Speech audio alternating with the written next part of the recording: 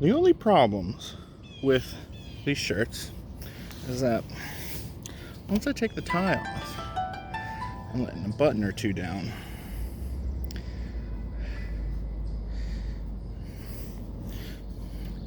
I just look way too sexy to be in public.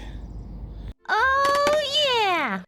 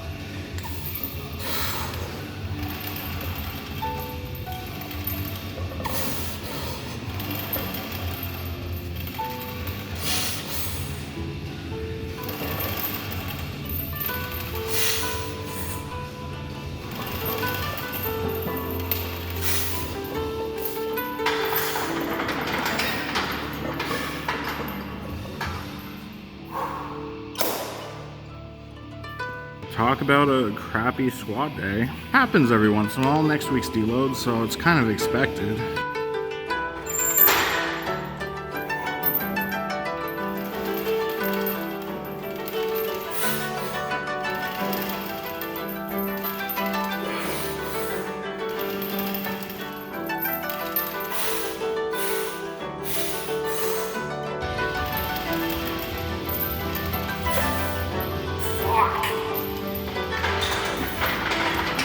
This is what I get for not paying close enough attention to the elements outside of the gym. I started a new job this week. I fell behind on sleep. I slept probably 4.5 hours last night.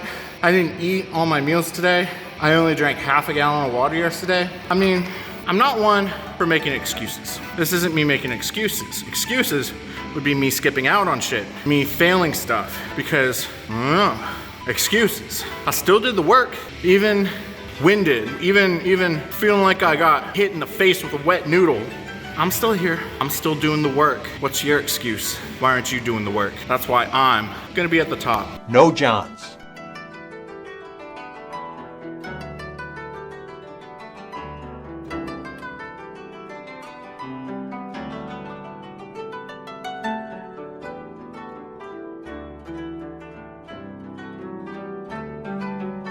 So if you're like me and you're kind of a little strong and you're doing movements like cable tricep pull downs with the rope thing or leg extensions like I'm doing today, there's gonna get to a point where you're maxing out the stack, right? And it's not even difficult to do it for way too many reps, right? That's when, I mean, you could have always been doing isolation work for balance. No, this is powerlifting, not bodybuilding. We don't care about balance. We just care about getting weight up as fast, as strong as possible, as healthy as possible. So single side stresses the joints a little more because the load is not dispersed between two sets or two appendages, right? So when you're doing single-handed cable pull down, tricep pull down, it's gonna stress your shoulders a little more, your elbows a little more. When you do single-legged leg extensions, it's gonna stress your hips and your knees a little more. So you don't wanna just jump right into heaviest sets ever. Keep the weight low and build up endurance. If it's too easy to get 12 to 25, it's an accessory. After the main movement, everything's gotta be accessories. You gotta build that up, that everything's gonna be hypertrophy. So you gotta build up that hypertrophic muscle tissue, right? 10-20 life, fifth set, juggernaut, cube. It's a principle pretty widely well known that after main movement, you do hypertrophy, right? So make sure you're still getting a pump. Don't have it too light that you're not getting a pump.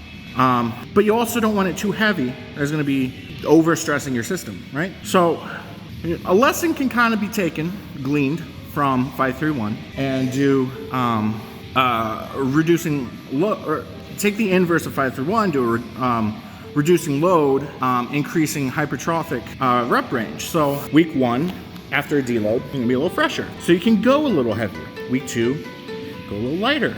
Week 3, aim for that higher rep range, still get a pump. Yeah, work yourself that way, right? So there's ways to work around being too, not to sound full of myself. There's ways around being too strong for the equipment that you have access to. On seated rows, get rid of legs. Just no more legs on seated rows. Just sit, or machine rows. I do them every bench day, right? I used to use my feet and hinge myself, or not hinge myself, but like brace myself against my feet to be able to max the machine out for reps, right? Take the feet away, 2 plates, 3 plates, 4 plates. I think 5 plates so far is my weight range. It targets the back and biceps a little more. So we're accessorizing, but we're making it more difficult. Just because you're not lifting as much weight doesn't mean it's not hitting you as much. So you're dispersing the load, more centralized, making it harder. It's almost like, I can't think of a real world example because my brain is fried from work. I love my new job, it's pretty fun. I can't talk about it, I'm not gonna talk about it.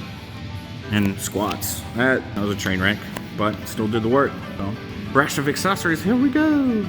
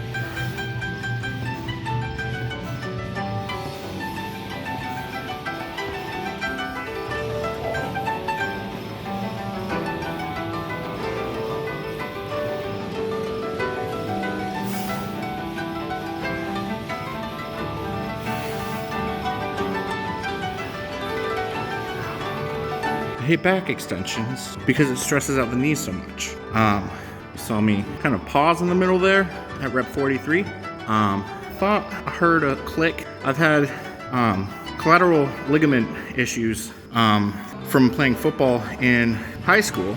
Never affected me lifting. I had someone thrown on the side of my leg and badoop badoop. So I'm always a little weary about the knees and the back of the knees because that's just such a dense bundle of like muscles, ligaments, nerves, meniscus, kneecap. There's so much going on in the knees, behind the knees.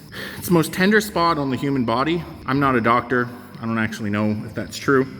But in this day and age, I can say I believe it, and apparently that's a fact now. So I don't like when things click in the back of my knees. So I'll just pause a second there. Like I was saying, avoid stressing the joints too much. Your cartilage is gonna thank you.